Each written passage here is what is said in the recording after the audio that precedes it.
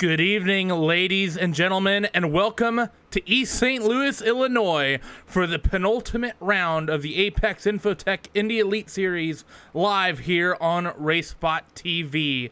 140 laps around Gateway Memorial Speedway. Join us in just a few moments' time as we kick off the action here on RaceSpot TV. Watch Ernie, go, go, go. Car right, car right, car right, car right. Watch him, watch him, watch him, watch him. Jam it! Get ready. Dude, more heads up than that. Jeez! Right on the back wing. Can he make it happen? Yes! Yes! Push like hell. We gotta stay in front of these guys. Drivers on the push to pass. Contact in the pit lane. All right, 60. Let that eagle fly. What do I do? What happened? Push here. Push hard. Let's go get this guy. Car outside. Room behind you. Control. Clear outside. Good job. Just spun behind you. I don't know if you got him or not. He got out of it so hard. Look at these guys are all over the back. Full throttle. IndyCar. The in and out lap. What's next? Come and get the checkers, big boy. Oh, baby, that was good. He hit me. Inside, inside, outside, inside, outside. 2017 Verizon IndyCar Series. See what's next.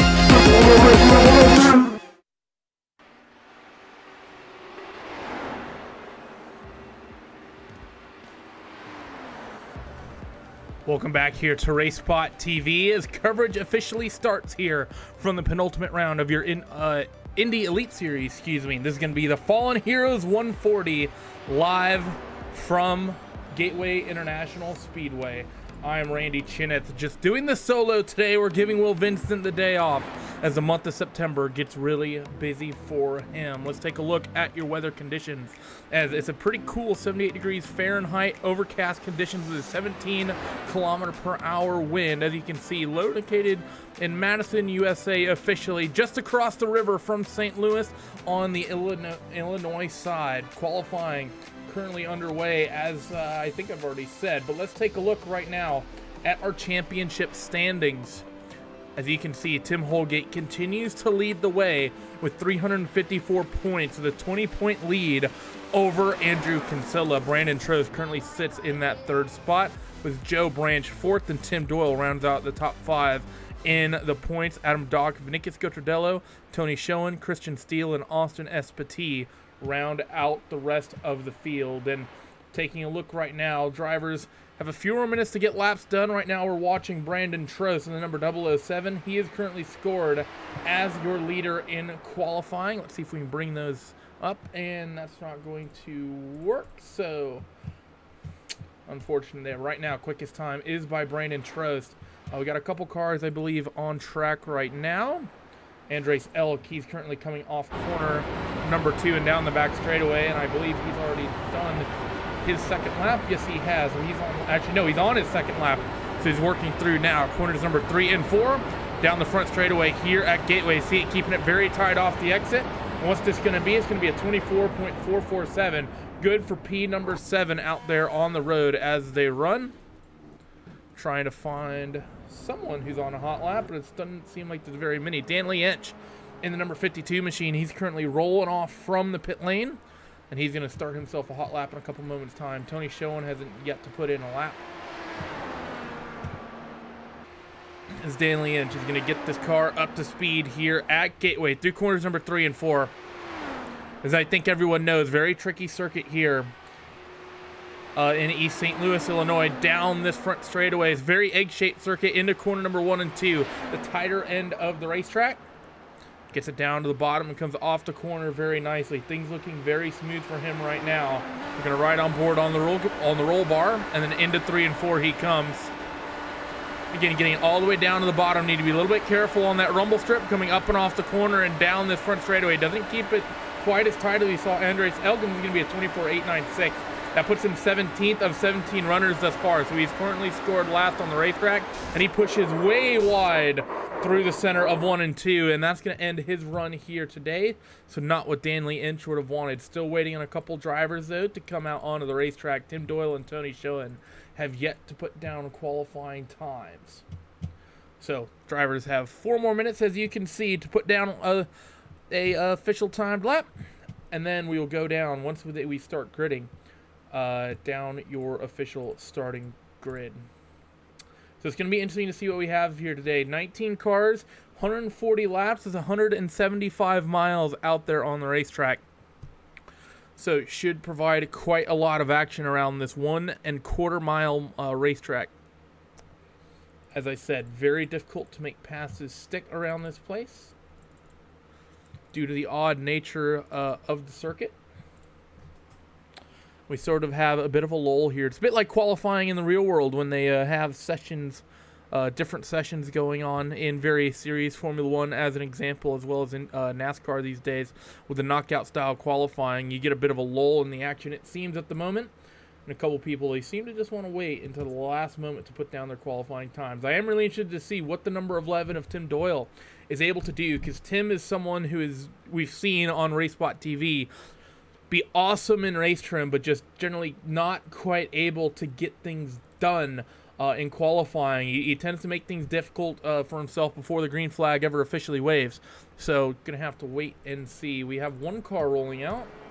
That is Danley Inch, but he's already started his 2nd lap, so this run won't actually count.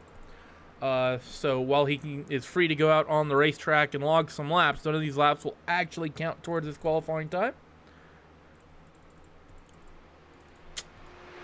So, but as there's nothing else really happening, we will watch him as he goes around out there on the racetrack. And no, we won't. Bit of technical issues there. Sorry about that. As we seem to have got those resolved. We should be getting joined by Christopher Demerit at some point down the line, but he is for some reason not here yet. So a couple minutes left. We should be seeing either Schoen or Doyle hit the pit lane and then go out on for their 2 timed laps, or they might just choose to start from the back of the field. As we said, it is pretty cold here today. Track temperature only 80 degrees, and that northeasterly 11-mile-an-hour wind is going to play a little bit of havoc, I think, for these guys. But we'll have to wait and see. We've seen in these Indy cars before that when you get cold conditions, it can be very difficult to actually put down a lap and actually get this race started. So we might what I'm expecting to see is, I would not be surprised at all to see some early cautions here today, and especially see the restarts breeding restarts. Now here comes Tim Doyle and the number 11 machine, and I want to ride on board with him because I think he is going to be properly quick here today at Gateway.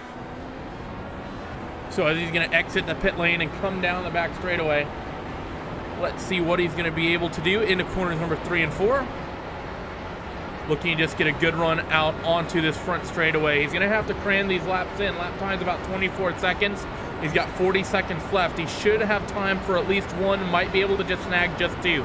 So into corner number 1 and 2, you hear him lift off the throttle. See him working that steering wheel, trying to get down to the apex and get a good run down this back straightaway. Tight corners and decently long straightaways here at this racetrack. And now into corners number 3 and 4. Again, down to the bottom of the racetrack, up against that curb. Then he's going to come off corner number 4 and down this front straightaway, and let's see what this first time is going to be for the number 11 machine. It's going to be a time of no time. So that lap did not count for him. So let's see what he can have happen here on lap number 2. Not sure why that's the case, but regardless, number 11, first lap not scored at all, and he's actually going to enter the pit lane here. So for Tim Doyle, bit of a disaster for him. He's going to have to start from the back of the field without a qualifying time. Going to start 18th with Tony Schoen registering the 19th spot. So with that, give us just a moment here and we will go down the starting grid for your Fallen Heroes 140 here at Gateway.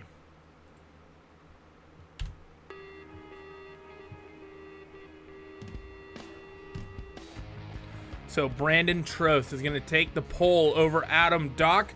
About 1/10 of a second separating those two. So Brandon Trost, impressive pace out there in qualifying. You have Tim Holgate and Christian Steele making up that second row. Tim Holgate, of course, your points leader, with Bradley Walters and Joe Branch making up row number 3. Row 4, we're going to have Andres Eek and Andrew Kinsella, with Joe Flanagan and Adam Plunkett making up row number 5. 6th row, we're going to have Michael Peters and Christopher Peters. So row Peters in row number 6, with row number 7 being made up of Niles Anders and Vinicus Gotardello. Nathan Bookbinder and John Downing make up the 8th row, with Danley Inch and Tim Doyle making up row number 9. Tim Doyle, of course, not getting a qualifying time, along with Tony Schoen. They will start from the back of this field. So 140 laps what we have here today. As I just send a message to somebody. And the music. And so, going to be an entertaining one thus far. Waiting for everyone to get themselves onto your starting grid. And it should be a pretty quick race today. 140 laps, pretty short racetrack. Have the potential to really click laps off very, very quickly here. 24-second lap time. There are some quicker ones, of course, on the schedule. And, you know, you think about some very short racetracks, places like Iowa, places like Milwaukee, places like Richmond. There are some short racetracks in the IndyCar, let's say what they could use on an IndyCar schedule. But this one is on the shorter end. Pace car going to begin to roll off, and Brandon Trost will be in command of the field after one lap. See some smoke getting kicked up here, as everyone is going to now take off for the observation lap, get themselves formed up, and then it will be green here for 175 miles.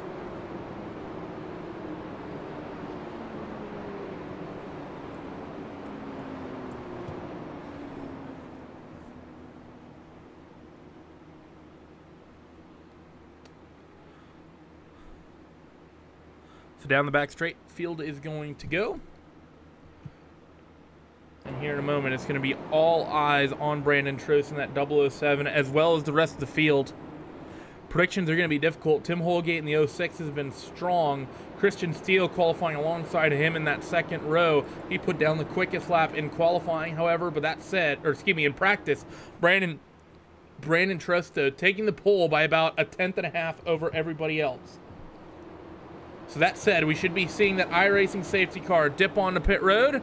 That'll put the 007 of Brandon Trost in command, and he gets on the go pedal early. Green flag flies at Gateway, and Brandon Trost has a huge lead on the run down into corner number 1. See the field getting themselves single file early here as they work themselves through 1 and 2. 2 by 2 here in the middle of the pack. You see Joe Branch, you see Bradley Walters in that group, as well as a couple other cars. Andres Elk and Joe Flanagan, 4 cars, all running down into 3 and 4. Side by side up near the front, this is Tim Holgate putting the moves on Adam Dock for second. So Tim Holgate, a fantastic start from 3rd to 2nd. Christian Steele wants to follow through as well. So now down into 1 and 2 for the second time, and it's Brandon Trost opening himself up a very early lead here by about 4.5 tenths of a second. And we are going to be joined now by my co-commentator, Christopher Demerit, who has opted to show up late here to begin lap number 2. Chris, how are you? Doing well. Glad to see people scrapping nuts. They're 3 and 4, coming out of 4 now for the front stretch. Looks like an exciting race today. It'll be an exciting one indeed around Gateway as they're working the 3rd lap, and they're already fighting for the race lead. Tim Holgate to the inside of Brandon Trost now. They work down your back straightaway. That 06 machine seems to be hooked up well. He qualified 3rd, picked up that 2nd spot early, and now he's hounding the back of that 007 pink and blue machine. Off the corner they come, and you see Trost went to the bottom through 3 and 4. Tim Holgate searching for clean air up top down the front straightaway. Not quite close enough to get the job done, but that said, Joe Branch working the back of Christian Steele. Steele, who was blocked a bit by Adam Doctor, to come now down this back straightaway. And Joe Branch here, Christopher, not quite able to maintain that momentum. How difficult is it to pass at a track like this here at Gateway? Very unique circuit on the iRacing service. Oh yeah, especially when it's cold like this, you can really push the tires hard. And as I say that, yellow flag's out. Yellow flag is out. We'll get word here in a moment of who that was. I'm not quite sure. It is Vinicus Gotardello, as we're going to replay that up on your screens right now. So Vinicus through 3 and 4. Actually, take that back. That was 1 and 2 down the back straightaway. You see he's surrounded by Nathan Bookbinder as well as John Downing. Into 3 and 4, the number 10 machine is going to come. And again, down on the bottom of the racetrack. Oh, and he just turns the 4. There's a bit of contact between those two. And that's going to see the two of them. That's Bookbinder and Gordadello. Both, they think that's going to be race any damage for them, Christopher. Yeah, it looks like race any damage for both of them. It looks like to me that the 4 thought he was clear and just barely clipped the front wing of the 10. I can't say I would put blame on anyone for that one. Mikkel Constantini saying Christian Steele. I'm just gonna call you Demerit, otherwise I'm gonna get confused. But Steele needs to stop blinking. I completely agree. It's gonna make it hard taking the cameras over to him. But you talk about this cold weather, and I mentioned it before you showed up. 79 degrees. In the air, 80-degree track temp, very, very cold. How difficult is it going to be for these guys getting on the throttle? I had a prediction that we're going to see a lot of cautions breeding cautions. We've seen people in the past really struggle in these cars when it comes to getting back on the power.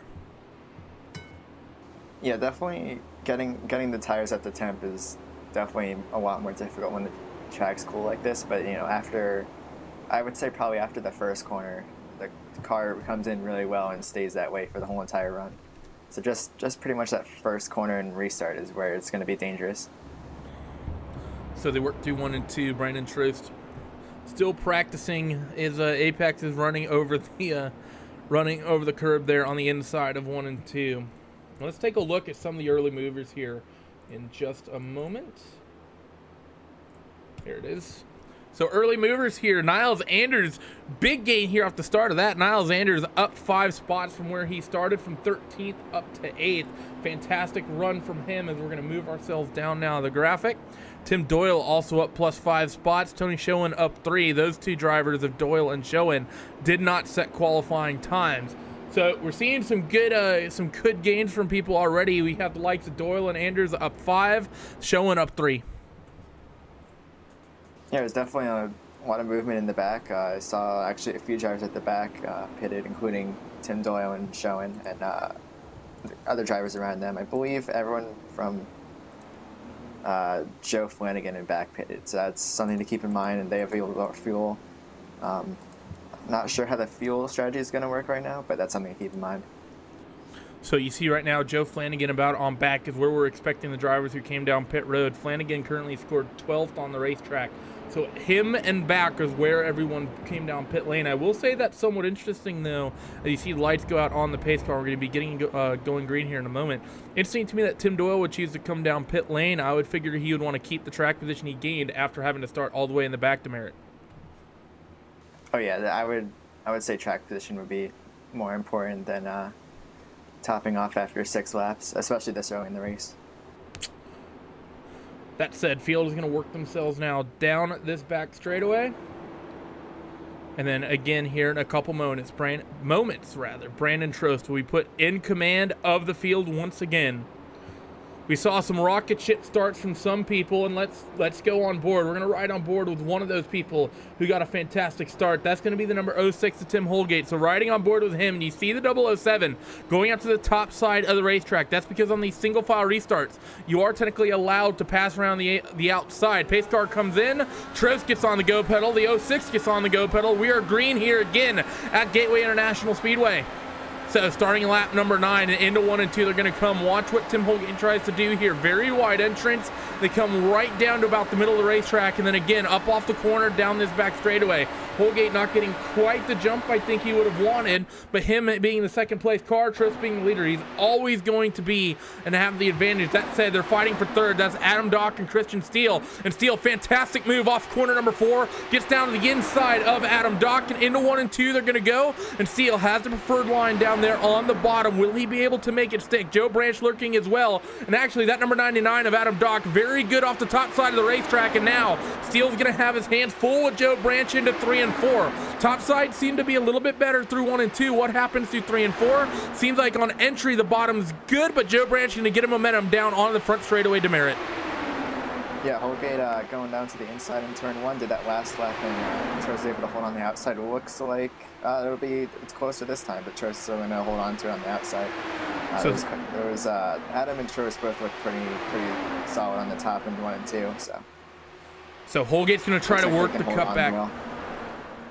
Holgate going to try to work the cutback, and Trost now going to be side by side into 1 and 2. We've seen that top side be strong here, and what can Holgate do? Will he be a stronger car down on the bottom? No, it doesn't look like it. The momentum goes the way of Brandon Trost, and that seems to be one of the defining characteristics of this racetrack, Chris, is the fact that you get down to the bottom, and even though you're there, it's just so difficult to make it stick because that top car can get such a big run coming off the corners. We have a 4-car scrap now for third between Doc, Steele, Branch, and Elk, and now Branch working the inside of Christian Steele, but we know that top side is strong, and that Pennzoil number 28 not going to quite get the job done. He actually might lose a spot to Elk as they work down the back straightaway. Branch again going to be down on the bottom, and he has to cycle in. Through that time through 1 and 2, Holgate got a good run on Trost and was able to make the pass into turn 1, and didn't have to fight him at the exit, which is what Trost was going to hold on to. Looks like Holgate's going to hold on to the lead right now. Trost falling back a little bit, but I'm sure he'll get used to it. Move the weight checker and ARBs around and get used to it. We're going to get a replay of that pass here because, well, I missed it. You can see going through 1 and 2, Tim Holgate on the bottom. This might run for a couple laps here, but that's all right. As we're going to watch this replay, and now down into 3 and 4, you see Holgate. You're really setting up your pass at this end of the racetrack, even though it seems like the favored place to make moves. Probably 1 and 2. Gets a big head of momentum off corner number 4. And now down this front straightaway into the inside. And you see he just gets a good bit of momentum into corner number 1, able to get himself clear and able to take that spot away from Brandon. Trost slides up in front of him. Trost not able to fight back. Oh, and we got an incident off of 4. Who is it? Brandon Trost got wicked loose off of 4 and got pretty sideways, but was able to hold on to it. So replay of that incident coming up on your screens now in a couple moments time. You see Brandon Trost into, I believe this is corner number 3. And now coming up off the corner, oh man, wicked loose indeed, almost 90 degrees to the direction of travel, but well done by that 007 to save it. But man, oh man, that must have been scary for him, nearly race ending, I think there is. Now he's gonna be under attack from Joe Flanagan down our front straightaway. Yeah, leading up to that too, Trost was starting to fall back from Holgate, so I think he was trying to get the car to turn more and push the cars to these edge if you're not careful. And looks like he just did that out of 4, it just snapped on him. Now that's going to make things, I think, very difficult for that 007 machine. He's got Niles Anders, the next car in front of him, 0.6 of a second ahead.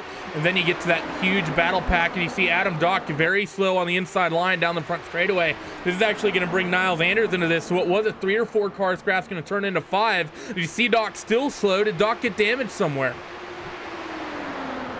I don't see any, but it's definitely a possibility. He's still falling back. I think he does. We're going to ride on board with him for a lap and see what might be wrong with this number 99 machine. Oh, he had a scary loose moment through the middle of 3 and 4. So that number 99 machine got all sorts of sideways. I don't think he has damage. I just think the rear end of that car is super loose right now, and I think the tires are likely just dead as Tim Holgate's out to a 1.5 second lead. You have Christian Steele in second, 1.5 seconds back, and then you have Kinsella, Elk, Branch, Anders, and Trost basically forming a battle pack here as we're getting a huge swarm of cars here from about third on back to Merritt. Yep, Branch conceded the spot to Miles on the front stretch, and I'll go relatively single file, relatively calm. Oh, there I go. 2-1 at the exit. Thought better of it. Yeah, looks like from before, Trost and Adam were probably running too aggressively and burning up their rear tires, and because there's so much downforce on these cars, if you start to slide a little, you start to slide a lot. And so that's probably what they're going to need to tone it down for a little bit and cool those tires down. Brendan, no Rocket League memes in the chat, please. What do you, oh, car on the wall. Who is that? That is, I can see it, but I can't get my camera on it. That's Andres Elk up in the wall here in 1 and 2. We're going to get a replay of that on your screens here. You're going to ride on board with him. You see, here's the gearbox cam. We'll go to this one. And that's going to bring out a caution. We see Andres Elk down the front straightaway, and let's see what happens to him. Into 1 and 2, he just turns in. He just gets scary loose, and he just caught that wall. There was nothing Andres could do to have any hope of saving that. You see he actually ends up hopping the wall there and basically berming it all the way down to the back straightaway. Yeah, it almost looked like started to turn it with Niles right under it, upset the car a little bit, and just the rear end just stepped out, and after that, he was just a passenger for that one. And so that's going to be our second caution of the day. relatively early one here. And I think here, Demerit, you know, we've had 23 laps of running, and how long ago? It's been about 15 laps since that first caution. I think this is going to be a time we expect to see everyone come down pit lane. Yeah, I'm pretty sure there's been a long enough run. People are going to start thinking about fueling tires. So you see basically everyone coming down pit lane, bit of a stack up because of that. Some drivers lagging back just a little bit. And now we have to watch and see for any mistakes on pit road. Who might jump a box? Who might speed? And everyone's looks like they're going to stay pretty much calm. As we're riding on board right now with Andrew Kinsella, as they're working themselves now down the front straightaway. Hear them fluctuating the gears back and forth. What you're essentially able to do there is get a little bit more speed out of the car on the pit limiter. Able to squeeze that extra mile and a half or so out of it. You see a handful of cars already down on pit road. Peters, I see him as one. You see Andrew, he's gonna come down into his pit stall nice and smooth, just jacked up, gonna take 4 tires. And now he's going to get released here. You see Niles Anders almost beating him off pit lane. Steele gets out in front of him, and he just about beats Brandon Trost off the pit road. Yeah, 3 wide out of the pits. Most notably, though, Tim Holgate able to retain that lead in the pits. So very well done. No big issues on pit roads. Everything looks like it went normal. I believe the order's still the same, but I'm not too certain about that, but it looks relatively the same to me. Yeah, it looks pretty much the same here as well. That said, we're going to go to our first commercial break tonight here on RaceSpot TV and iRacing Live. Don't go away. We will be back in just a moment. So, hey, this is the new iRacing scanner, right? Yep, this is our new scanner. Wow. And this scans all your tracks and will scan everything else around it as well? Yeah, you can even scan yourself with it. Oh, that's awesome. Now, don't tell Tony that I asked, but how do you turn it on? You just hit this button, scan right here. Cool. And then that's just going to move around? Yep. It'll just do a rotation, scan away. Oh, wow, that's cool. That's cool. That's real cool. Hey, Kevin, can you come to the office for a minute? Yeah. To show you something. There.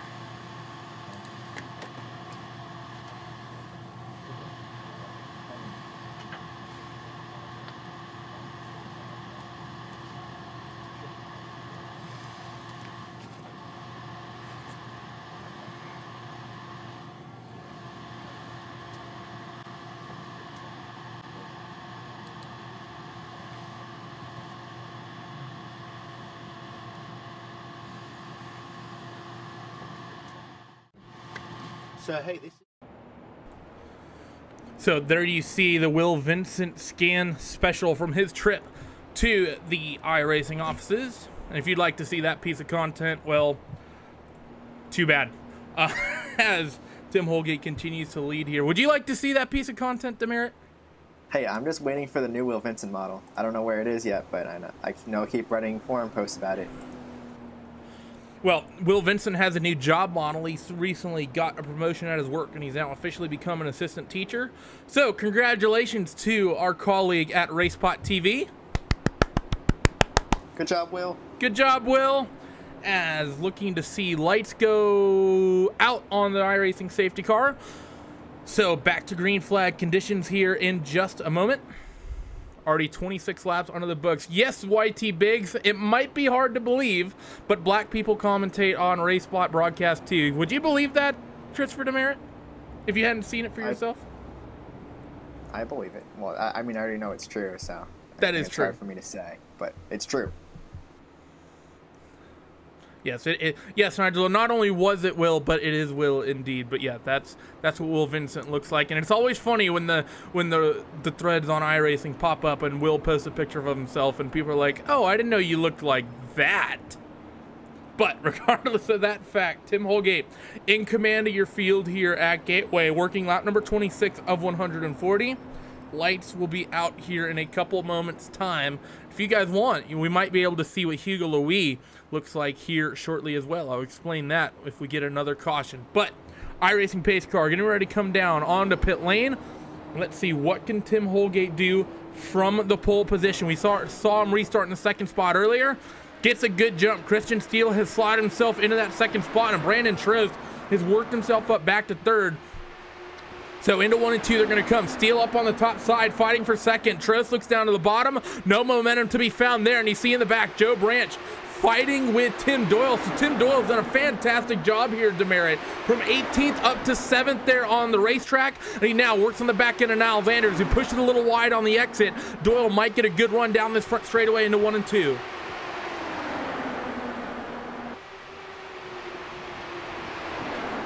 Demerit? Oh, sorry, wrong button.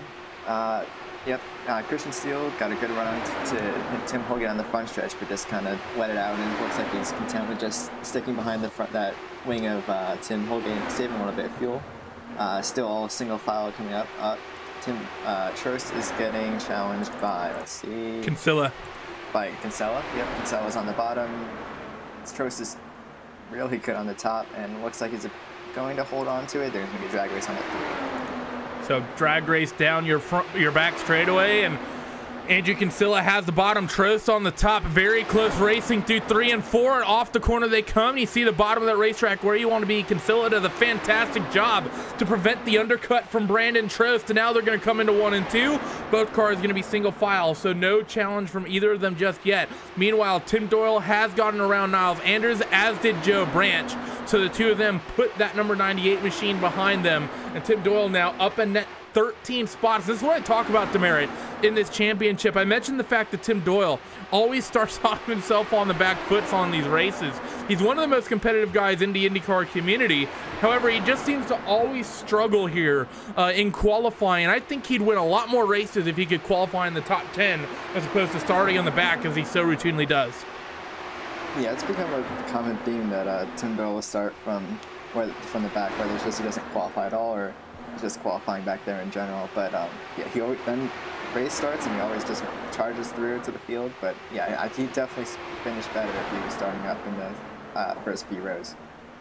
Well, especially in a race like this. We're already working lap number 32. We've only been green for about 20 minutes. We're coming up on quarterway distance at the end of lap number 35, as he's now in the dirty air of Joe Branch, Brandon Trost, and Andrew Kinsella, as those guys have gotten a big gap now that they need to try to reel in to the likes of Steele and Tim Holgate. That said, Joe Branch to the inside of the 007 of Brandon Trost.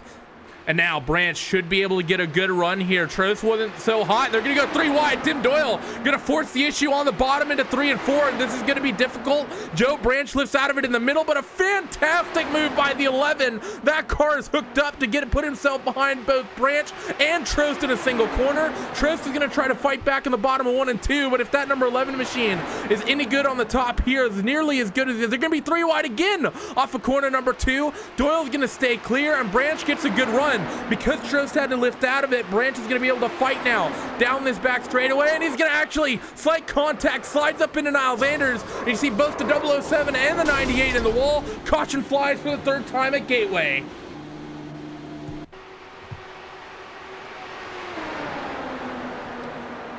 So, getting a replay of that.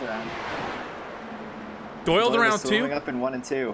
And yep, under the caution, slowing up in 1 and 2, just lost the back of the car on entry. Well, we'll stay on this replay then. So Branch and Trost, this is the moment going into 1 and 2, and I just have to look to see. It looks to me like Branch, I don't know, I think Trost may have came down on Branch a little bit. I think Branch was there. But now let's shift focus to Tim Doyle, slowing up in 1 and 2. What happened to this number 11 machine? Through the corner, and I think you're right. I think you're generally going to that. Oh, and he got big contact. I was expecting that 11 machine to get a lot more. I was expecting to be a much lighter contact, as we're going to just get another angle of each of these incidents. So you see right there, I think Branch was there. I think that's the initial incident. I think Trost came down on Branch right there, but let's watch the 11. And I think it's just one of those situations here, Demerit. We're going into 1 and 2. You're so used to having that rear end locked up, being on the throttle. He was, I think, completely off the gas, and that just lightened up that rear end a little bit. And in this cool weather, I think the tires just cooled down a bit, and he just had nowhere to go. Car just went in the wall. Oh yeah, with the crazy grip levels that we're talking about in 1 and 2, if you shift that weight forward by lifting, yeah, the front will hook up really well, and there's not much left at the rear, and it'll just swap ends really quickly.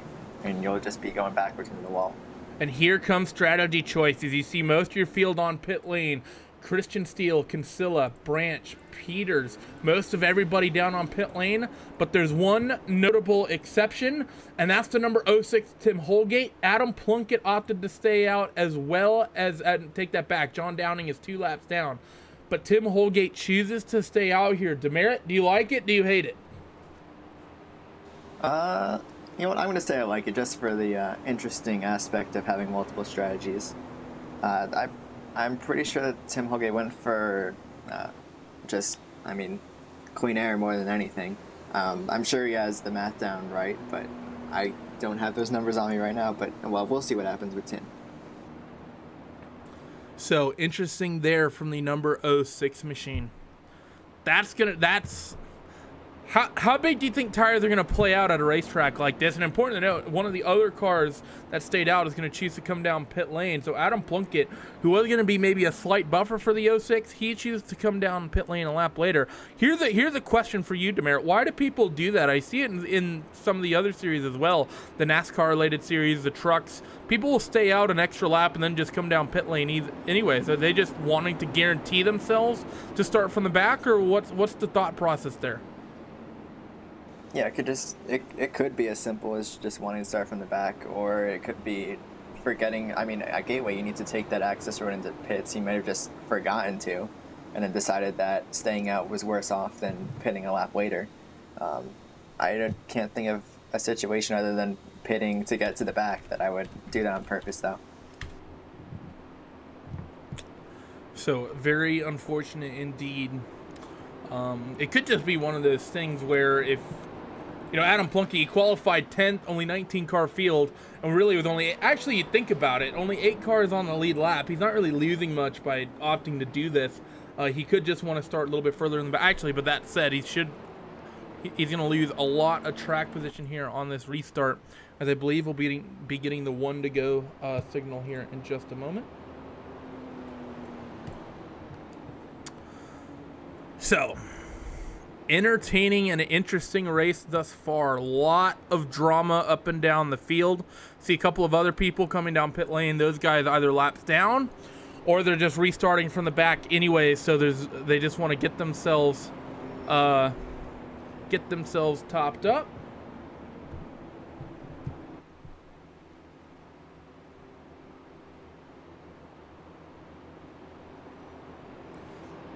So, let's see. Lights on the pace car did indeed go out.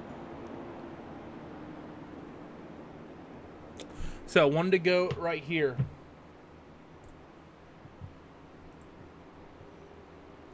And now this is going to be entertaining a restart. We have the lapped car dividing our 2 leaders. You have Tim Holgate leading, Christian Steele in second. And you see there is that lap car of John Downing separating the 2. Downing's in a top 10 position, but he is 2 laps off your lead lap right now. Yeah, so definitely be interesting to see how quickly Christian Steele can make work of John and then try to battle Tim for the lead. So, pace car getting ready to come down onto pit lane. 06 of Holgate going to be back in command of the field. Let's look on the big tower through corner number 1 and 2. Green flag going to fly. 06 machine gets on the throttle. Everyone comes flying past start finish here, working lap number 40 of 140. See Christian Steele already making a move on that lap car of John Downing. He can make the bottom work. Joe Branch as well, side by side with, I believe that's Christopher Peters here, as they come down the back straightaway. And a Branch, he loses that spot to Peters. Kinsella in that mix as well. So the Branch in the number 28, I think he might be a little bit hurt from that contact with Trost. Oh yeah, there's probably some damage with how sensitive these cars to aero. If you just crinkle something on the body, that's going to hurt you down the straightaways big time. So, little crinkled. Fortunately for him, not super long straightaways here, but not good to lose that momentum as Andrew Kinsella now has to try to work himself around that lap car of John Downing. And, well, he didn't really get it very smoothly. I think he cost himself a little bit of time in there. Didn't quite get it cut back down to the inside as quickly as he would have wanted to. But now he goes to the bottom. He saw Christian Steele absolutely breeze past on the bottom. Kinsella does the same thing. So your top 3 now all past that lap car, as now Joe Branch will be the next one to have to deal with that early lapper. Yeah, it looks like John's doing a pretty good job of not getting in everyone's way, but at the same time not being a chicane that everyone has to avoid. So looks like he isn't disrupting the battle too much, but it'll definitely be a factor in this race. That it will. You see everyone working themselves now down the back straightaway into 3 and 4 yet again. Tim Holgate gives himself out to an early 7/10 of a second lead. Christian Steele runs second. Kinsella third as they now come down the front straightaway to begin lap number 45. Quickly closing in on halfway here. Yeah, Holgate looks like he has a pretty comfortable lead over Christian. Doesn't look like Christian can quite get up to him. He can hold this gap. He should be. He can hold this pace for the rest of the race. He should be pretty comfortable in the lead, from what I can tell, unless someone tiles in their car later in the race. It is one of the big talking points. A lot of adjustments you can make on these cars. You see Joe Branch now working with the lap traffic. You have, of course, the in-car adjustments, the weight jacker, as well as the active anti-roll bars front and rear. That allows you to adjust the stiffness and essentially the preload in the car and how the car's weight distribution is settled, both when just going down the straights, just normally, as well as under corners. And a roll bars will actually control that weight transfer side to side, and the weight jacker will essentially add or take away preload to the car is really the best way to think about it. You also have adjustments you can make on pit lane. You can make front and rear wing adjustments, and that's going to affect the aerodynamic stability or instability of your car, as well as increase or decrease downforce and potentially increase straight line speed, depending on what adjustments you feel you need. You also have tire pressures. That's something you generally look to change, mainly based on what you think is going to happen in the race. You can crank those pressures up a little bit and maybe get them to actually, so I think I hear a car spinning. This may be down. No, this is coming off corner number 2. This is Danley Inch. Danley Inch on the exit of corner number 2. Replay coming up on screen. It's like into turn 1, Adam and Dan went side by side.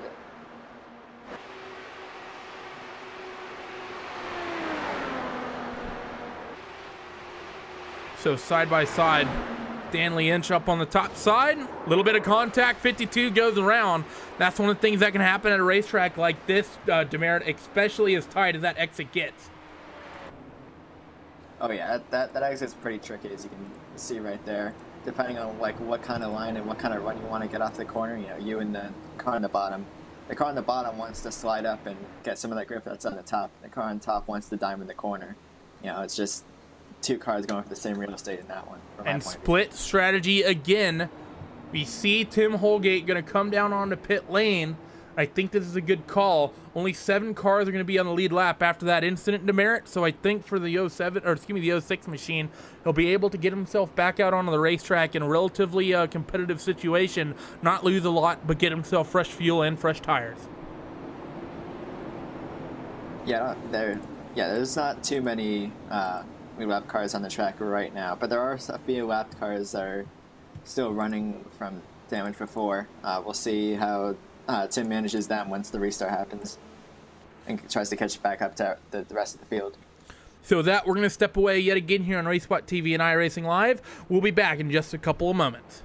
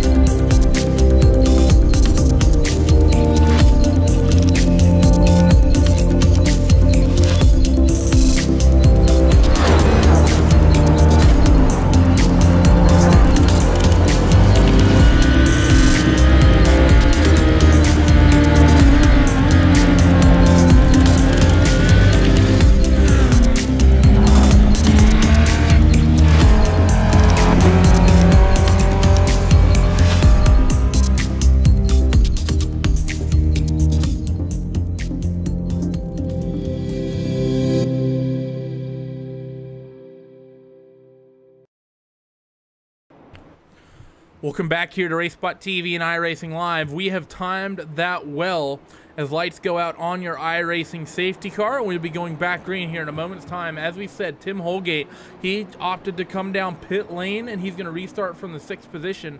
That said, a lot of attrition happening in this one tonight, Demerit. I mean, you have Steele, Kinsella, Branch, Peters, Plunkett, Holgate, Schoen. Who is that? That is Doc on the racetrack, and that is it. Only 7 cars currently scored on the lead lap, and I believe we have 8 still running. Oh yeah, it's just whenever we go to these short tracks, attrition's always a factor, especially when it's cold like this. You know, the drivers are all trying to get the very last bit of grip they can out of it, and if you step over that limit, you're going to pay big time. So with that, we'll be seeing the California kid, Christian Steele, in charge of the field. The entire field behind him, a little bit more stacked up from what we've seen in some of the past restarts. What can Kinsella do, though? And Steele goes early, and he caught Kinsella and everyone else sleeping. Green flag flies again, and that number 78 opens up a huge advantage over the rest of the field. 2-3-10ths. Joe Branch is going to look to the inside of 1 and 2 on Andrew Kinsella. Going to look him up as they come now off the corner down the back straightaway. Kinsella scrapes the wall, but not hard, and Joe Branch is going to have to cycle back in the line. I thought he might have had an opportunity there here on the restart because no one would have been quite full up to speed. That top side just too strong. They're now going to come off corner number 4 down this front straightaway, and again Joe Branch going to look to that inside line. I think unlikely to maybe make it stick, but that said, he's got a big nose ahead as he works to the inside of 1 and 2 to Merritt. Yeah, Kinsella got a great run, and Kinsella's great on that high line in 1 and 2. Holgate got around Adam and is now in 5th, just behind that battle with Kinsella and Branch, so he might crash that party in a little bit. Looks like they're all single file right now, going to 1. So as you can see, Christian Steele's opened up a 7/10 of a second advantage. Let's check in with Tim Holgate, who's on the back of Christopher Peters. Down this back straightaway to the inside goes the 06 machine, and down into 3 and 4. Yeah, just easy mode, unfortunately, for Christopher Peters, or for Tim Holgate. He just, breezes right by that number 2 machine. That's going to put Holgate up in the top 4. Next target, Joe Branch, who's fighting with Andrew Kinsella into 1 and 2. You see Tim Holgate running the middle, Joe Branch working the bottom because he has that 14 in front of him. And you talk about a lot of the racetracks on this IndyCar schedule, Demerit. As you see Joe Branch is going to go to the inside of Kinsella aggressively. Fantastic move by that 28 of Joe Branch.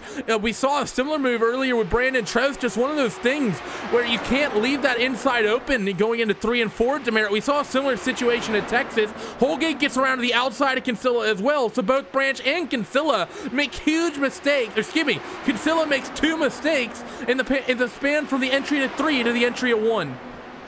Oh yeah, just like that, you do something very small, like you leave the door slightly open in 3, and all of a sudden you lost 2 positions. So, if you can keep up your momentum at these tracks, that's everything. If you can keep momentum out of the corners, you'll be really good to go. But if you lose it a little bit, you'll be finding yourself going backwards big time. And Holgate gets to the inside of the number 28 of Joe Branch, and again makes it look easy. That's going to be that fresh rubber down on the bottom through 3 and 4. Easily gets by the 28 of Joe Branch. And now let's take a look at some of the lap times. The 25.1 last time for Tim Holgate passing cars. I should take that back. The 24.9 for Tim Holgate passing cars.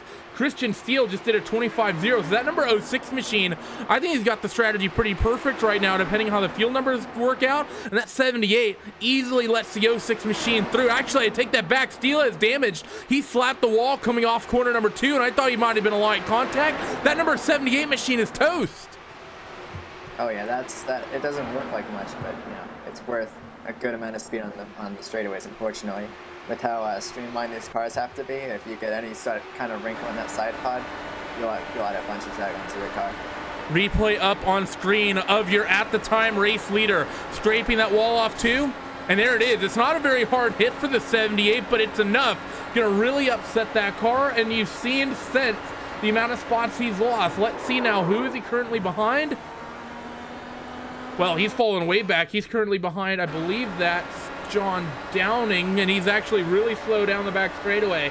So for Christopher Steele, not what he would have wanted to see. But Tim Holgate, now he's going to easily take the lead of this motor race. Joe Branch slots into second, but Holgate is now going to open up a huge margin. He's stretching 1/10.5 to 2/10 every lap around this place.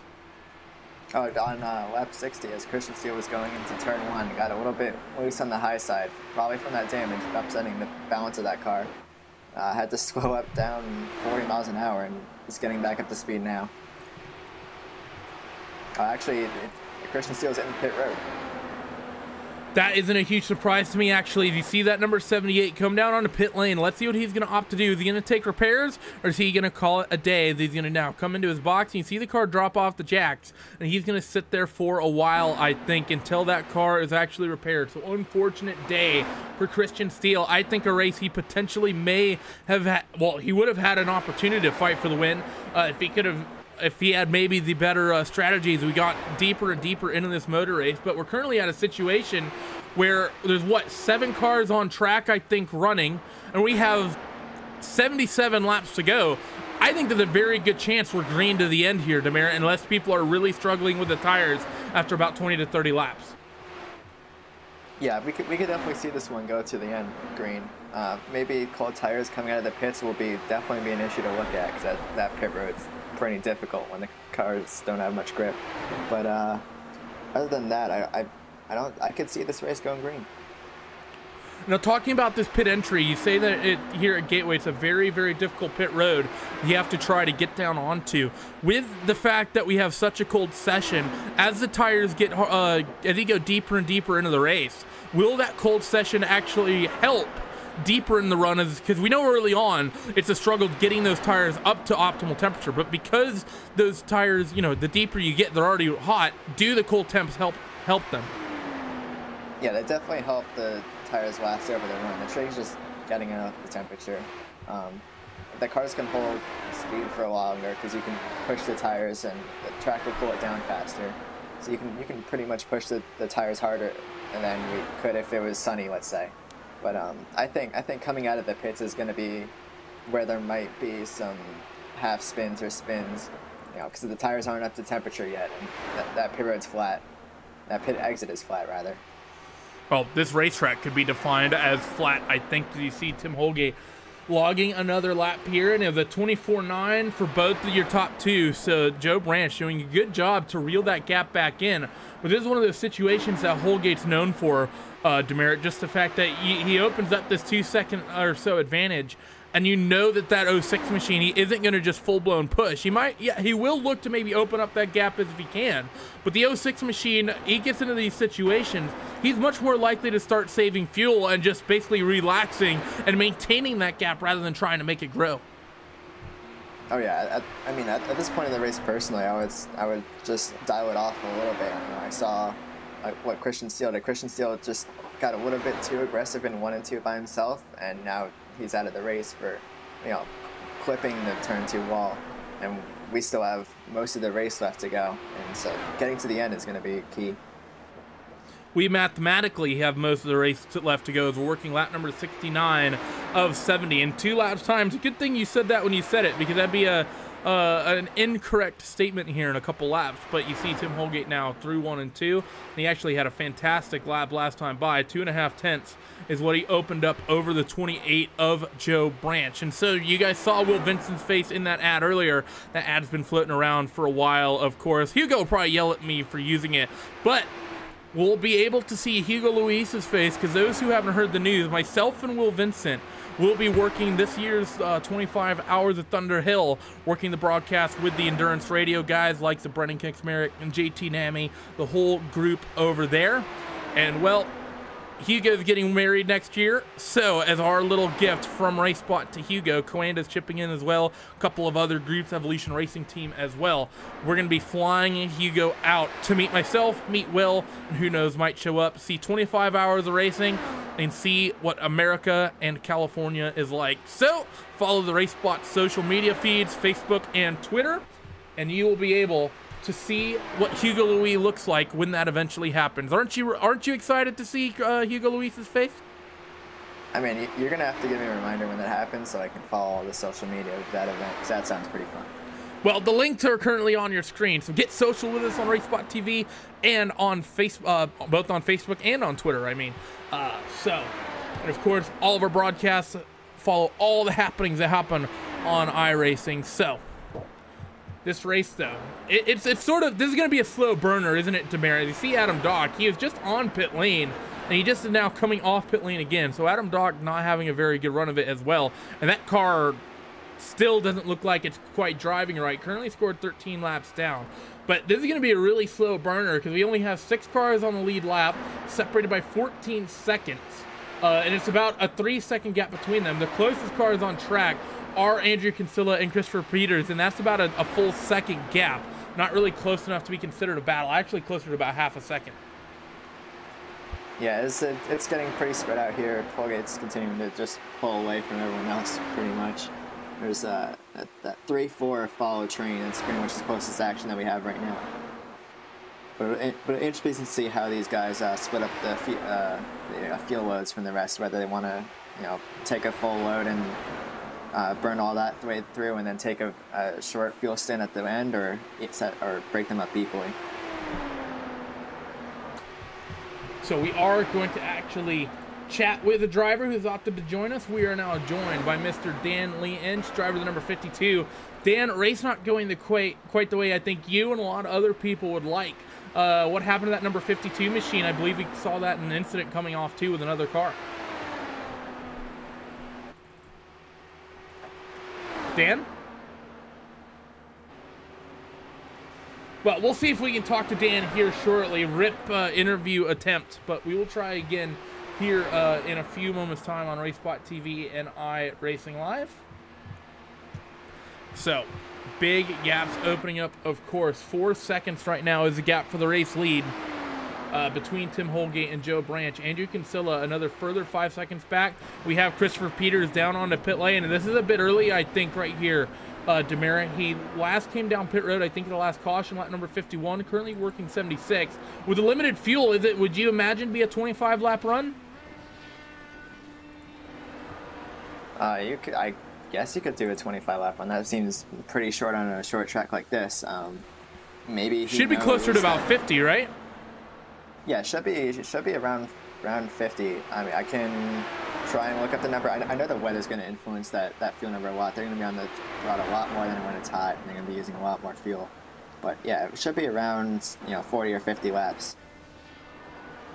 We also have Andrew Kinsella on pit lane, so maybe myself and Demerit just don't know what in the world we're talking about.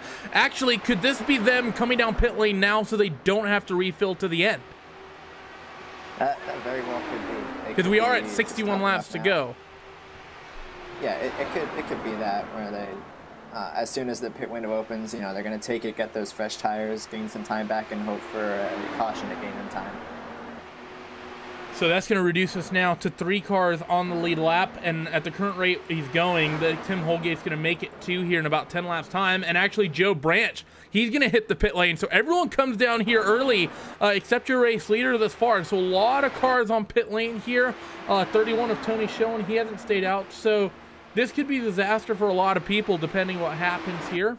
But Joe Branch, you see that Pennzoil machine cycling down the pit lane, and he's going to be coming down into his box here in a moment's time. You see, that was Tony Schoen, the 31 that just went by, Andrew Kinsella as well. There's Christopher Peters, and there goes your race leader, who officially puts Joe Branch 1 lap down. And now the question is going to have to be, if you're the 06 of Tim Holgate, when do you come down pit lane? Because the undercut, actually the undercut isn't as strong as I thought it might be.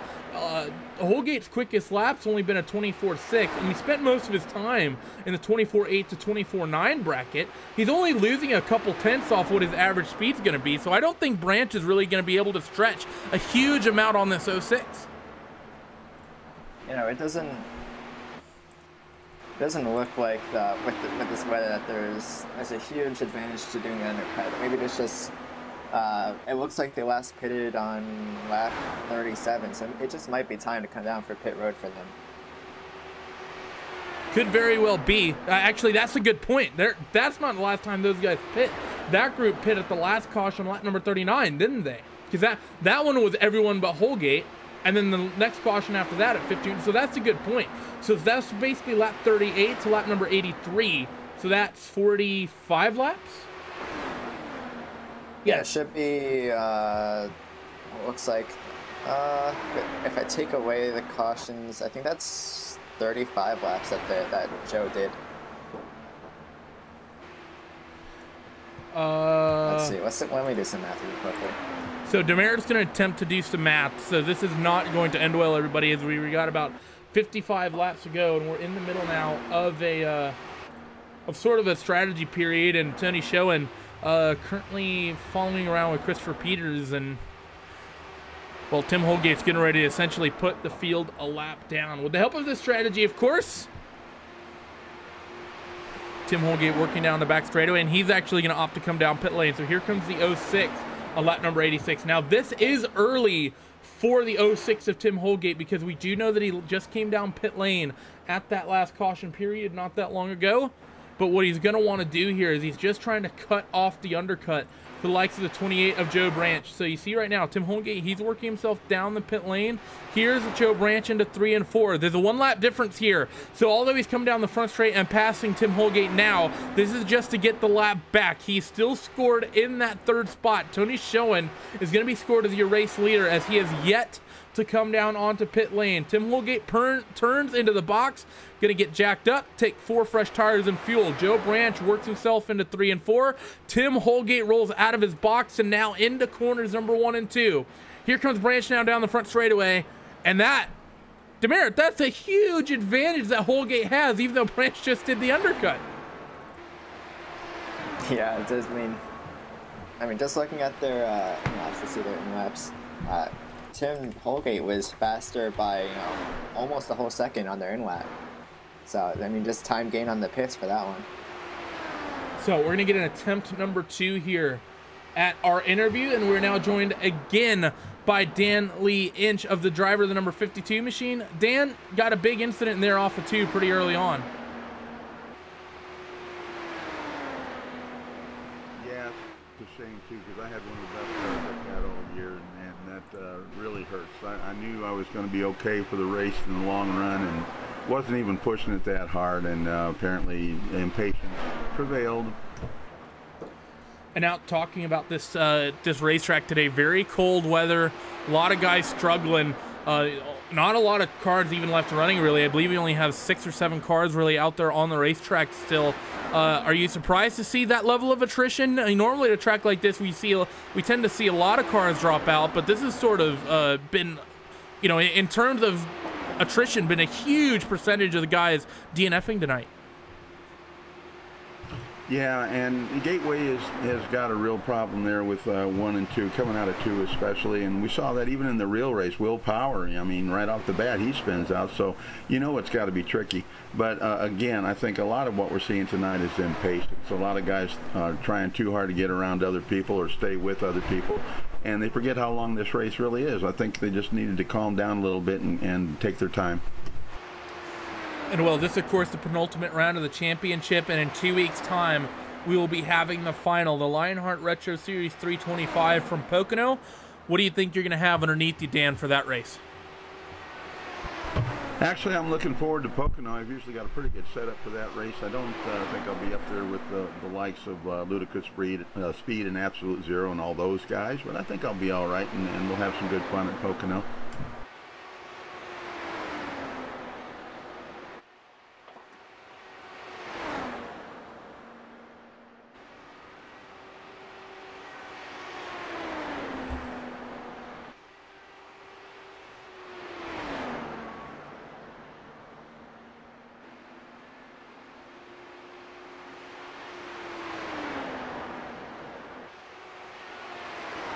As my microphone was muted that whole time, wasn't it? So what I was meant to be saying is, for Dan, unfortunate for you to have the results you did today, but good luck to you out at Pocono. Before we let you go, any shout outs, who would you like to thank?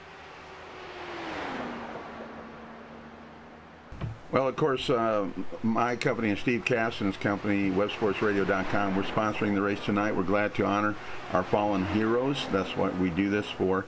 And we hope if any hockey fans out there want to hear some good hockey, we'll be doing Missouri State University hockey in Southwest Missouri this year. And we're also covering the Springfield Express, members of the WSHL, and we're going to have fun with that. But this whole thing tonight was for those fallen heroes, not only from the military, but also any of our public servants, firemen, policemen, and you name it, who go out of their way to risk their lives every day for everybody in this country, and we do appreciate those folks. Well, thank you, Dan, for sponsoring this race and for such a noble cause. For that, I think you deserve a win at Pocono. So you go out there and you snag it. Well, I'll certainly try my best, but if nothing else, at least I know I beat Will Vincent at the Fantasy Indy car this year, so I'm good with that. Okay, well, that's not that difficult, surely. Will is just an easy mark in general. So you're just that's just like picking on a little kid on the playground.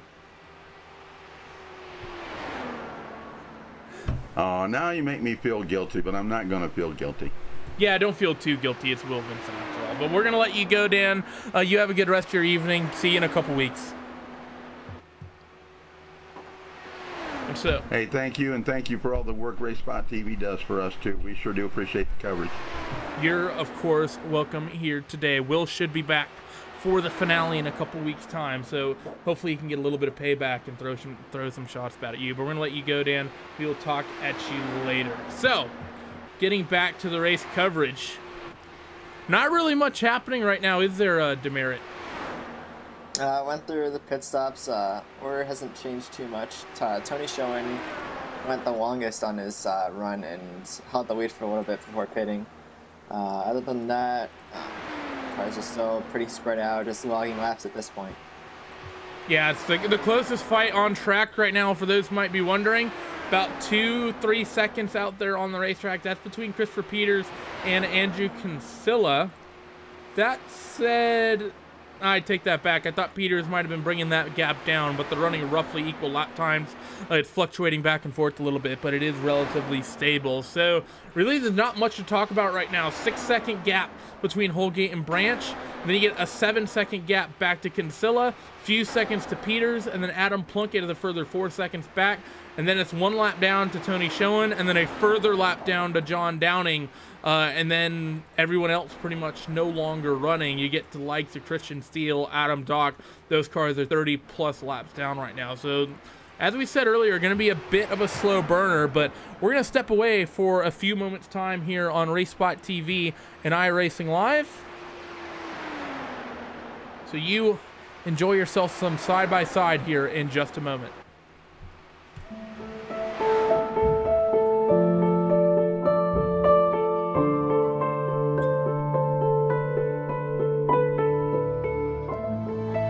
When I sat in the car, you always wonder, what's it going to feel like? It was my first time driving a mid-engine GT car. My thoughts were, wow, this is really good for our first time in a car. I was really surprised by it. You're sitting low, you got the A-pillars at steep angles, the windshield's at steep angles, you can see the fender flares. I think we have a chance to win. Everything's got to go right, but I think we have a car that can win the race or be on the podium.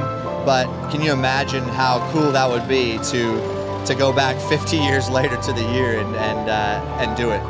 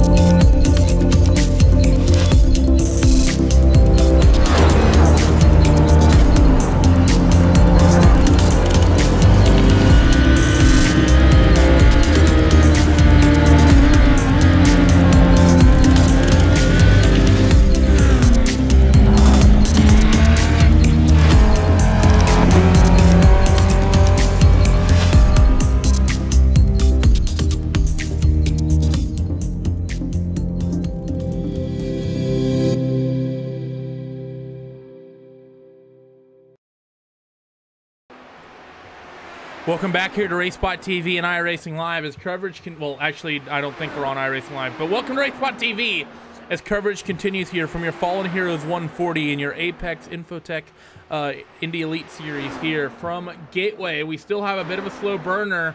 No real big gaps out there on the racetrack, but as me and Demerit were talking off air, and I think he's right, he was thinking people would have to make one more pit stop, and it seems to be the case. Andrew Kinsella comes down on pit lane. We saw everyone pretty much pit at around the same point. Tim Holgate went a little bit longer. Adam Plunkett, or excuse me, it was Tony Schoen, wasn't it? Went a little bit longer as well. So everyone currently still running. He's going to have to do at least one final pit stop here, and that could potentially shake it up if we get some big mistakes here today, Demerit. Yeah, as long as everyone keeps it clean out of the pit exit, I don't think there'll be too much drama, but you never know. People could try to push out of pit road a little bit too hard, and on those cold tires, just whip the car in. Joe Branch, one of those cars coming down on a pit lane, so we'll be under a situation once again where Tim Holgate has the entire field one lap down as he works himself now down this back straightaway into 3 and 4. You see some other cars working themselves onto and off of pit lane. Andrew Kinsella, 4 tires and fuel for him.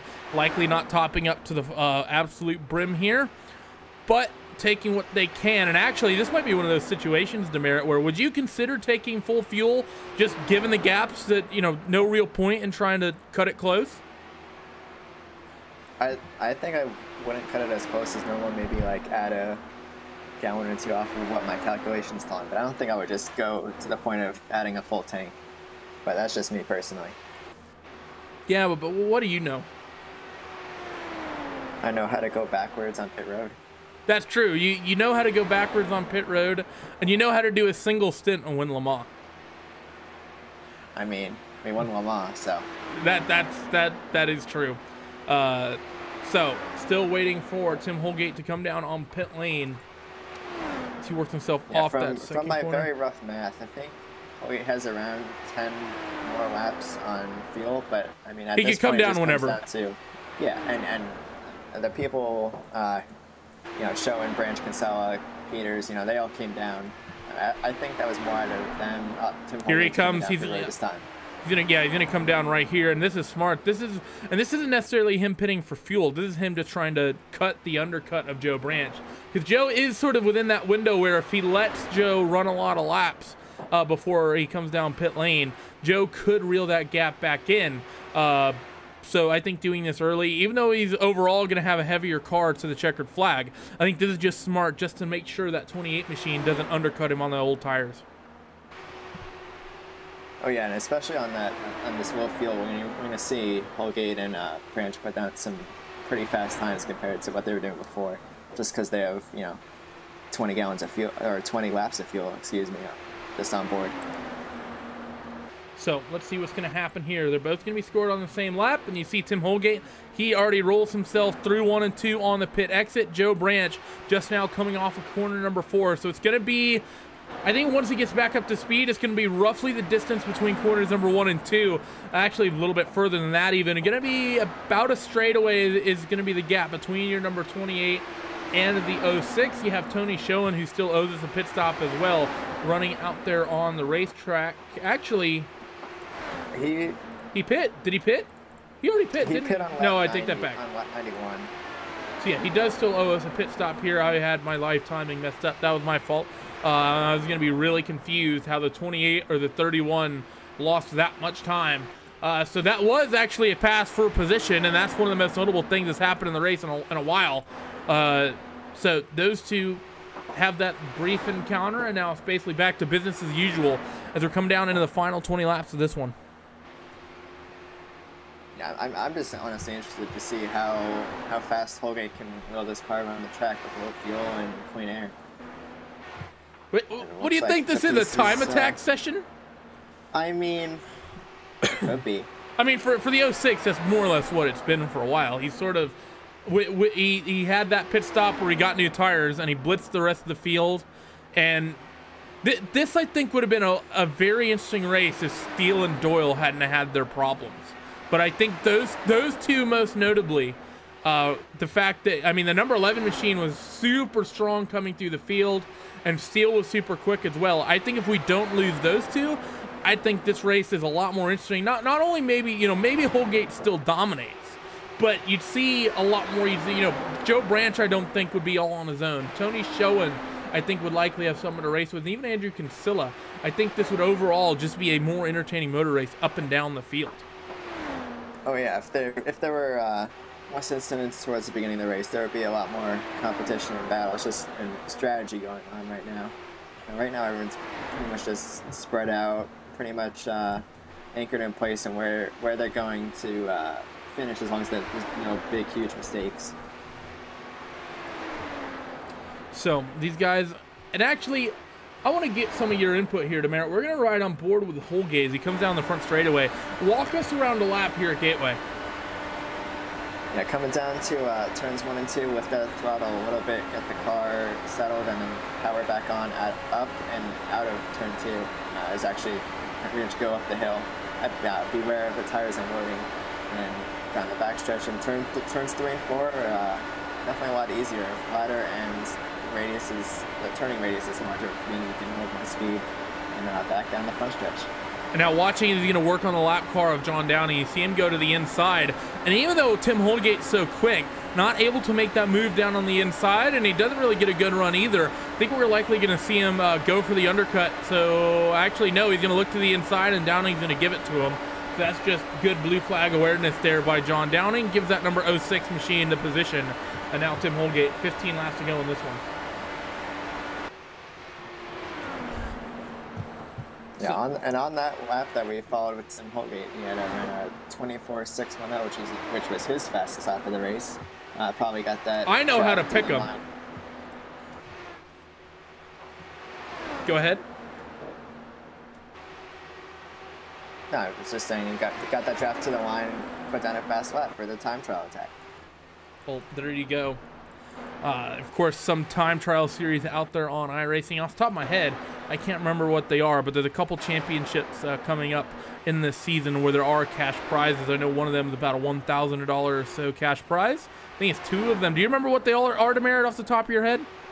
They're not the IndyCar, I can tell you that much. Well, yeah, so Demerit's, you know, it's basically what I posted on the forums when I saw that announcement. I look forward to not winning any money from any of these series. That's basically how Demerit feels about that. I mean, even if it was, I'd be like, I have college to focus on, and step away from spending like stupid amount of hours on a setup to find a 100th of a second. So that said, we do have a bit of a battle forming here in the closing laps. Tony Schoen and Andrew Kinsella. Schoen has really slowed down the last handful of laps. Last time by for Schoen in the 31. I think he's trying to stretch this on fuel here, Demerit, but he is 7/10 off of Kinsella last time by, and he's going to be slower yet again at 11 laps to go. The 14 smells blood in the water for the 31 of Tony Schoen. It's a good attempt by him, but I think it's just not going to quite work out. Likely having to save super hard, and he's going to actually have to come down pit lane. 31 looks to the inside down the back straightaway, and he should, yes he does, he's going to go down onto pit lane. I was expecting a really interesting run there. I was like, oh wow, something interesting is going to happen, and then the 31 pit. Yeah, it just looked like his tires were starting to go at the end of that fuel stint. I was hoping they would battle for a little bit longer, but we just gotta top off and get new tires, it looks like. Yeah, not really a surprise there, and you can't really blame him. I think he's likely only going to lose 1, maybe 2 positions out there on the racetrack. Christopher Peters, and, go ahead. He has passed Christopher Peters, not only Peters is in 4th. Yeah, so we have 3 cars out there currently on the lead lap. Andrew Kinsella is the final one, and actually looking 25, about a half of a second advantage for Tim Holgate every time around this racetrack. And about 6 seconds ahead. I don't think he's going to quite get there, but a 6 machine inside of 10 laps to go. Going to be very, very close to basically lapping everyone in the field except Joe Branch in second. I mean, that would definitely be an interesting feat to watch.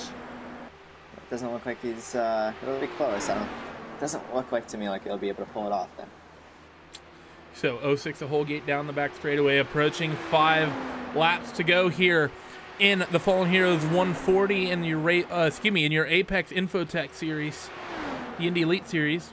Almost, this is how I know I commentate too much, because I start using the wrong series names in what are vastly different championships, Demerit. I mean, they're all almost similar if you don't think about them. Yeah, a truck series versus an IndyCar series. But that truck series runs road courses, so it's not that similar. But still America. But regardless, going to be 6. Sometimes you still need to turn right to go left. That is true. That is very true. And we've seen a lot of that today. A lot of turning right to go left at this racetrack, at these weather conditions, as we're at 6 laps to go. So, down the back straightaway again for Tim Holgate. And he's got a 10-second advantage here over the 28 of Joe Branch, as well as the 14 of Andrew Kinsella, another further 10 seconds. And actually, I mean, just for those who want to know what the gap actually is, through 1 and 2, here comes Holgate. As he scrapes the wall a little bit, I believe, yes it is indeed, that car just in front of him is Andrew Kinsella, so he can see what the gap is, and it's not a lot. So now down yeah, he's not going to get there though. 4 more laps. 4 more laps. It's in his sight. It gives him a target to shoot. Yeah, 4 laps to go. Time trial mode activated. And I think we're going to ride on board with the number 06 machine as he closes this out. And we're just going to, can we compare lap times here? No, we can't, unfortunately. But Tim Holgate through 3 and 4. 3 laps to go, Demerit. You have this big of a lead, 3 to 4 to go. How do you not steal a race away?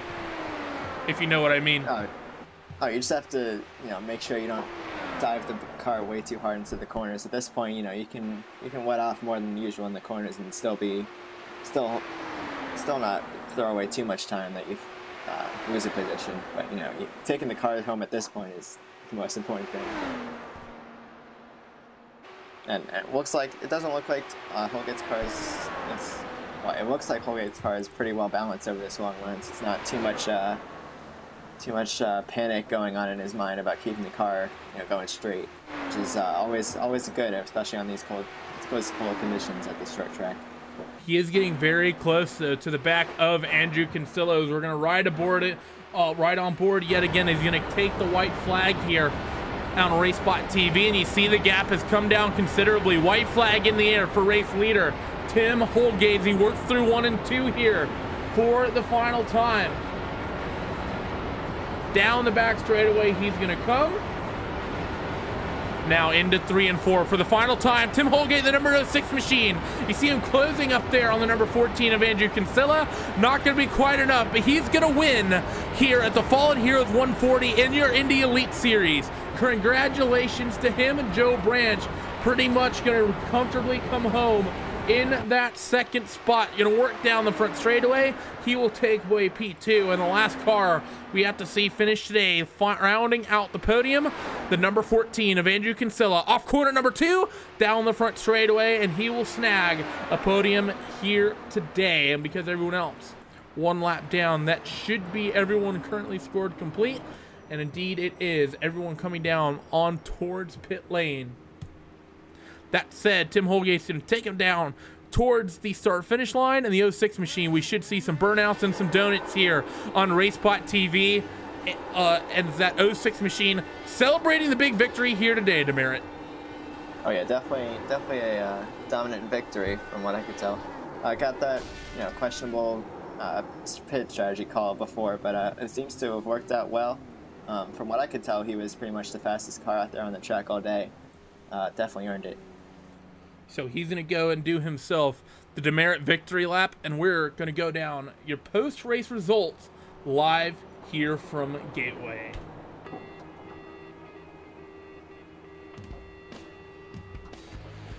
So Tim Holgate takes away the win over Joe Branch. Andrew Kinsella will round out your top 3 with Christopher Peters and Adam Plunkett rounding out the top 5. Tony Schoen will finish 6th with John Downing 7th. Christian Steele and Adam Dock 8th and 9th with Dan Lee Inch rounding out your top 10. Then down to the rest of the 19 car field today. Tim Doyle at 11th, Niles Anders 12th, Brandon Trost 13th, Bradley Walters 14th, Joe Flanagan 15th, followed by Andres Elk, Michael Peters, Nathan Bookbinder, as well as Vinicius Gotardello. And as you can see right there, a lot of cars finished a lot of laps down. But don't go away here on RaceSpot TV. We'll be back in a couple moments time for interviews. Don't go away.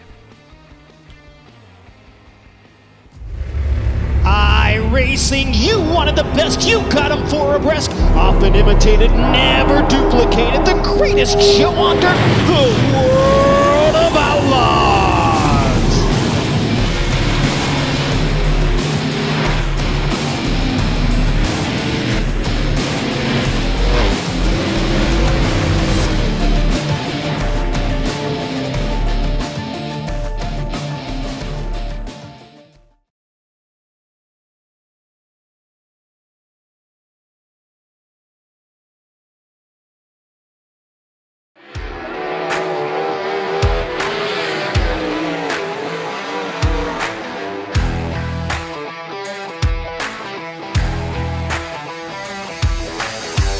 I actually, really enjoy dirt racing. Feels good to get in the car, and we have, great cars and engines and things at KKR, so it's nice to drive a fast sprint car.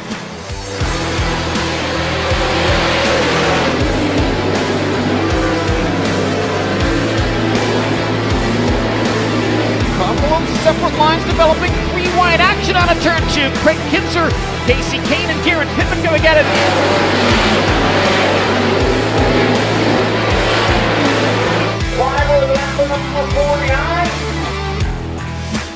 I think the differences between, NASCAR and the sprint races on dirt is just a much different mindset. The way you drive your cars, the setup, the feel you're looking for. I think one of the hardest things to tell as a fan is when you're watching a race, whether it's a NASCAR race, a dirt race, is just what's really going on in the car. With iRacing, you can get the way that the track's changing, which they've done a great job in how the track changes throughout the night or throughout the race, just to try to capture it and let the fans play it and realize, like, man, there's actually a lot going on, and you can't always see that when you watch a race. So I think it's pretty neat. It's, enjoyable for me, but at the end of the day, it's actually much of a simulation, and there's a lot of ways that you can learn from that. And early on, it was neat to look at the Cup tracks that I was going to, places that I had never been. So I think it kind of gives you a head start leading into a weekend. It's pretty real life, and that's pretty neat.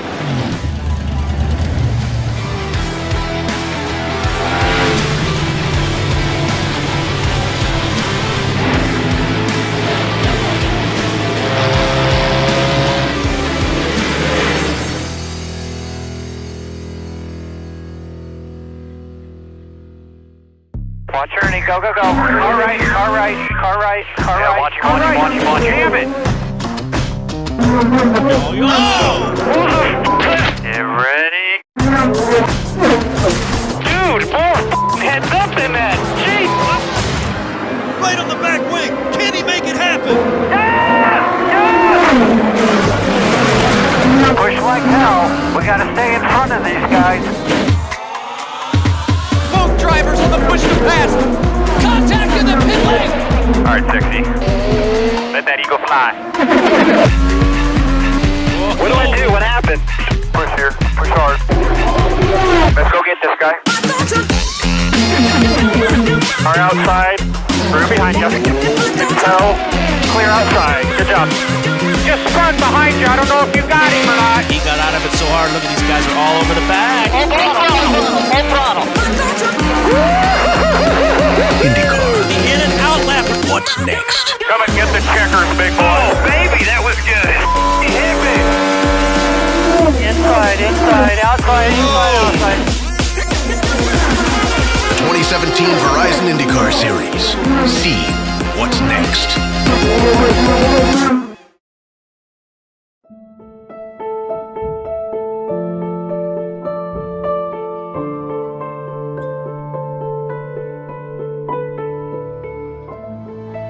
When I sat in the car, you always wonder, what's it going to feel like? It was my first time driving a mid-engine GT car. My thoughts were, wow, this is really good for our first time in a car. I was really surprised by it. You're sitting low, you got the A-pillars at steep angles, the windshields at steep angles, you can see the fender flares. I think we have a chance to win. Everything's got to go right, but I think we have a car that can win the race or be on the podium. But can you imagine how cool that would be to go back 50 years later to the year and do it?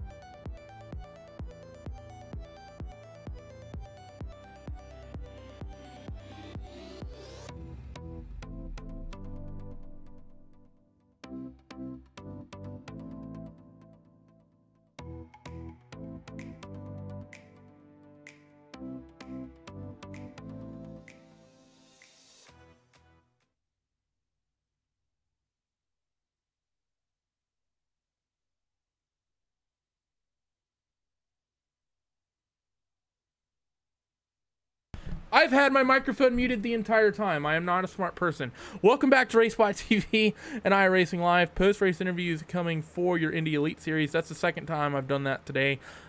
Used to producing, but not used to commentating at the same time. But we're now talking to Tim. Tim, you qualified third, coming away with the race win today. How did you have that 06 machine that hooked up? Well, we spent a fair amount of time working on the race setup for the official series a couple weeks ago, and we had a pretty good idea of how to get the car to do a long run, and we also figured out how to make it go fast at the same time.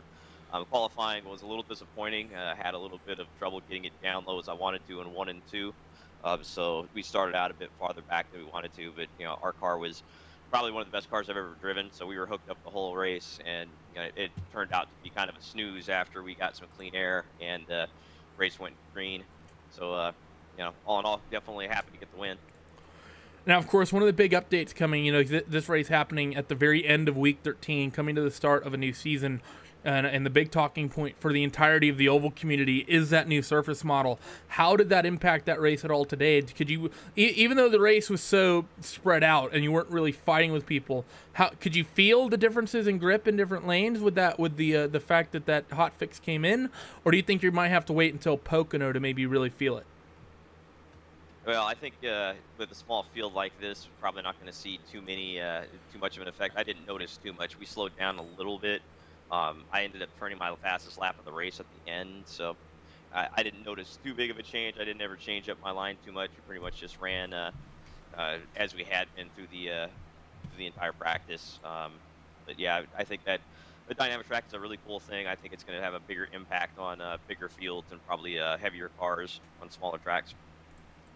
And now coming from this race, you of course have one final race of this championship left, and that's the Lionheart Retro Series 325 from Pocono, going back to one of the more longer races on this season. 325 miles, 130 laps around the 2.5 miler.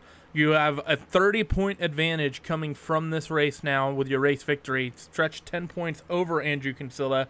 How confident do you feel that you can wrap up yet another IndyCar championship under your belt? Well, Pocono has usually been a pretty good track for us. We usually run near the front. I've had some of the longer races. We kind of got screwed in previous championships, but I think we're in pretty good shape for this one. It's double points, so if we finish anything outside the top 3, I think that's going to make it really tough for us to pull the championship out. But we're going to go in there and hope to put in the work to get a good car, and we always drive well there. So. Hopefully we'll be able to pull out a win or a top 3 and then come away with the championship. Well, congratulations, Tim, and good luck to you next week, in 2 weeks' time out there at Pocono. Before we let you go, any shout-outs, and who would you like to thank? I definitely want to thank my sponsors, the Sam Maxwell's Customs, putting together a good wheel, Alberto for always keeping us comfortable, Z Blue Software for the Z1 dashboard, and my teammates over at Snake Pit Racing. You guys for putting on the broadcast at RaceSpot TV, and Joe Branch for putting together the league. All right, well, thanks for joining us, and thanks as well for the thanks that you always give out. Good luck to you in a couple weeks' time, Tim. Now, going to move over to Mr. Christopher Demerit. After his first broadcast, time for his first interview. He stood by with a second-place finisher. That's number 28 of Joe Branch. All right, Joe Branch, you qualified P6, and first half of the race was pretty interesting, scrapping it out with Kinsella and Trost and a bunch of other people, and then calm down towards the second half of the race. So I'm going to start off with how would you sum up the first half of your race when scrapping it out, going side by side?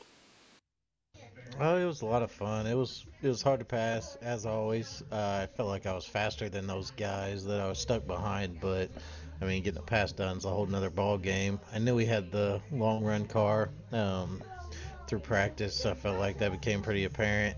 I wasn't expecting guys. There was a few self spinners I wasn't expecting. I almost got caught up in one of them. But yeah, it was a lot of fun racing early. Grip was at its maximum, so you'll have that. And you said grip's at this maximum here, but when we have so much downforce and turn 1 and 2 is banked a lot. There's a lot of grip down there. How tricky is it to manage your in-car settings to make sure you don't go over that grip limit, but still get the maximum out of your car? Well, it's funny when you're on fresh tires, it just grips up and sends you to the bottom anyway, and you can't hit the curb. If you hit the curb, it's game over. So you kind of have to be on top of that. And then when you're doing that side by side with somebody, it could be sketchy. But I was getting good runs going into 1 and 2 on restarts, and I really could never complete a pass. You have to set it up out of 2. So I actually got myself passed a couple times by being a little over aggressive going into 1 on a restart.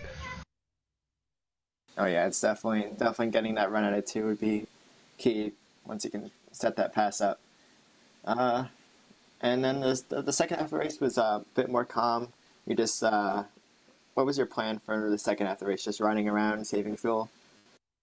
Yeah, it became a point where I was just sitting there driving, feeling sorry for you guys, wondering how many times you could go through the field, the 8-car field running, but it happens from time to time. Anytime you get those overcast races and the high grip we talked about, they seem to always end up with only 10 cars finishing, just because there's so much grip and everybody gets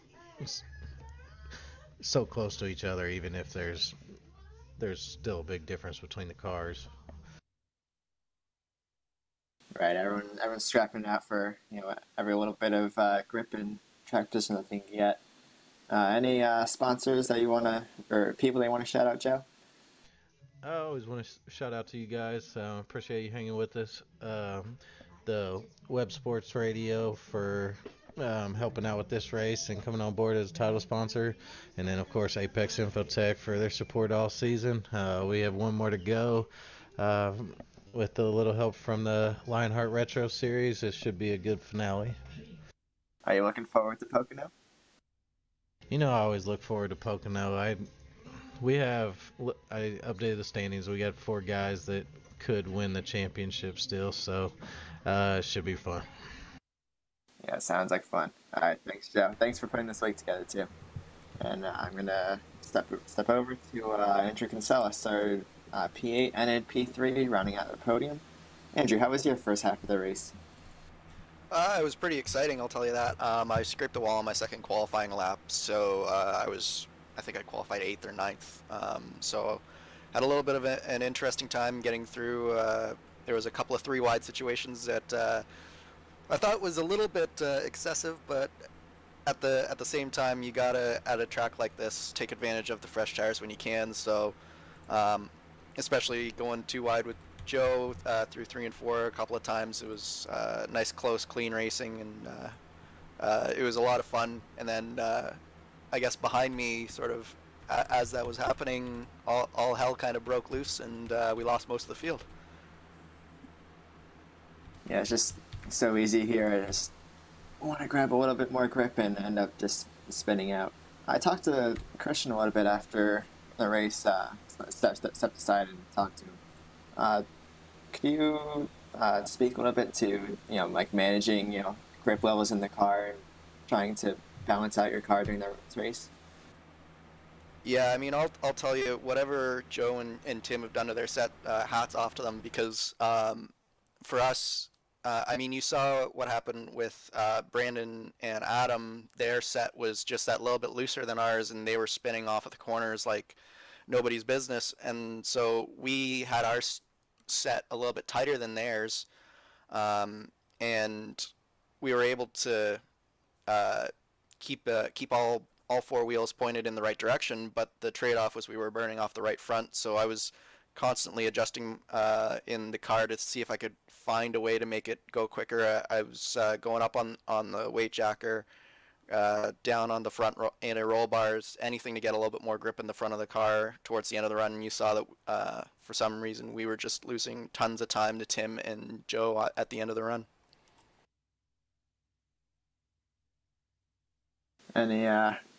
Anything you found during the race that helped the car out, or just have to look in the garage again? I honestly think it has something to do with how we've got the suspension set up. I think we can probably go down a little bit on the front springs just to make it turn that little bit more without sacrificing that corner exit. But I think that it'll require a little bit more work before we come back next season. All right, sounds good. Looking forward to Pocono, Andrew. Yeah, we have a really good set for Pocono. In the official series, we pretty much had the fastest car in the field, so looking to replicate it in the Elite Series as well. And yeah, just hoping to tweak it and keep in front of Tim. I think Tim's got to finish third or worse in order for me to have a chance at the championship. So hopefully Powerside can go 1, 2, 3. All right, it sounds like a plan to me. Any sponsors, shout-outs you want to give? Just give a shout-out to AlaskaPlastidipGarage.com for sponsoring me. Shout-out to Christian and Andreas, and the rest of the Powerslide Absolute Zero crew for giving me a nice solid race car that wasn't going to spin me out and kept me going and got me to a nice clean third-place finish. All right, thank you, Andrew. Hopefully we'll see you strong at Pocono next week. Randy, back over to you. Well, back over to us, as now you and I are going to get to close this one out. And, well, it was a bit of a slow burner. It started off really exciting, and then from there, as you know, a couple of the guys said, we lost a big chunk of the field, and it was sort of cruising to the end in some ways. But I think Pocono, given the championship implications and double points demerit, I think we're going to see a lot of people come out swinging. Oh yeah, Pocono is one of my favorite tracks anyway. With it being the finale, it'll definitely be a race to watch. That it can. And who are your predictions, demerit, going into next week? You see, I mean, Joe Branch always has good speed. He's 40 points out. He's only 10 points behind Andrew Kinsella, so he definitely is a potential dark horse in the championship. Do you think Kinsella could pull it out, or do you think Tim Holgate's going to round it up? You know, Tim Holgate's always really strong on every track, but you know, for the sake of it all, I'll root for Kinsella. I think he's got a good shot at it. Well, demerit choosing the way of the underdog, but regardless, an underdog win. That's fair enough. That is fair enough. But regardless, that is going to do it for us here on RaceSpot TV and iRacing Live. If you want to tune in for the season finale, be here in 2 weeks' time. We will be going green for the Lionheart Retro Series 325 from Pocono. But this has been RaceSpot TV and our coverage of the Fallen Heroes 140 here around Gateway in the Apex Infotech Indy Elite Series. So for myself, Randy Chinnet, Christopher Demerit, popping the broadcast cherry, and everyone else at RaceSpot TV and iRacing Live, thank you for tuning in, and we will see you next time.